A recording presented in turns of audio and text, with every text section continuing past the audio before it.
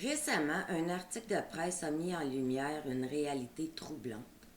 Une culture de silence face aux inconduites sexuelles dans les centres jeunesse de Laval.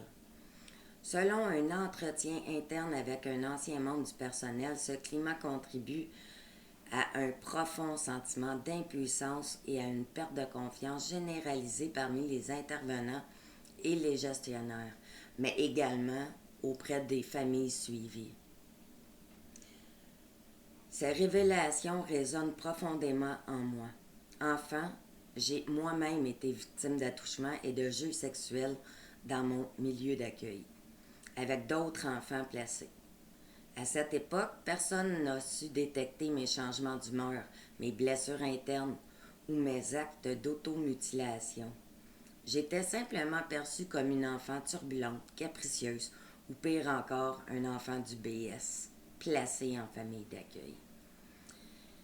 Aujourd'hui encore, je porte ces stigmates, mais aussi une profonde tristesse en constatant que ce manque de vigilance persiste dans notre système. Ces scandales ne se limitent pas à Laval. On pourrait croire que ces incidents sont isolés, mais ce n'est pas le cas. À Montréal, au centre de réadaptation de la Cité des Prairies, 9 éducatrices ont été suspendues ou congédiées pour des gestes à caractère sexuel envers des adolescents. Certaines étant même tombées enceintes de ces abus.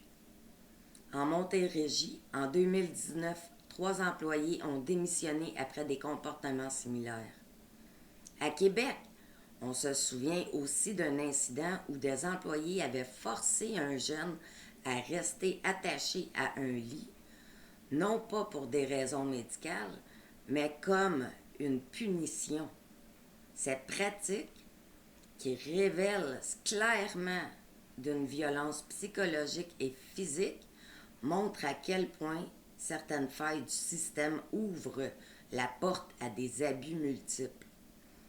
Dans un autre cas, en Gaspésie, des rapports internes ont révélé que des éducateurs fermaient les yeux sur le trafic de drogue et la prostitution de jeunes à l'intérieur des centres.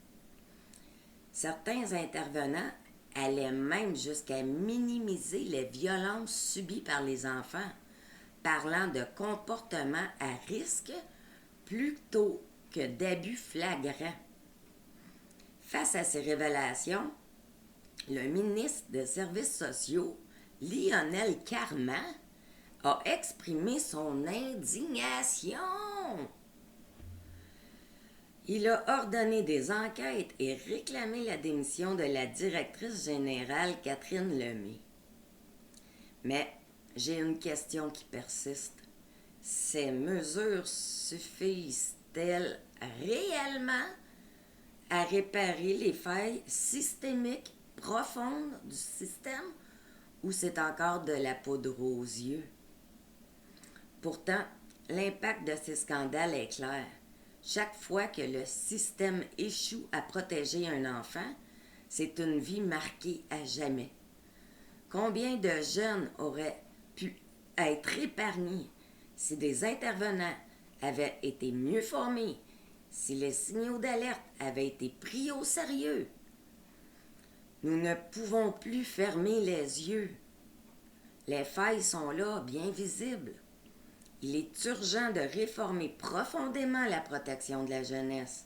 Nous devons écouter ces enfants, détecter les signes de souffrance et surtout agir pour qu'aucun ne soit laissé à lui-même face à des abus ou à de la négligence institutionnelle. Merci de m'avoir écouté. Je m'appelle Isabelle Landry.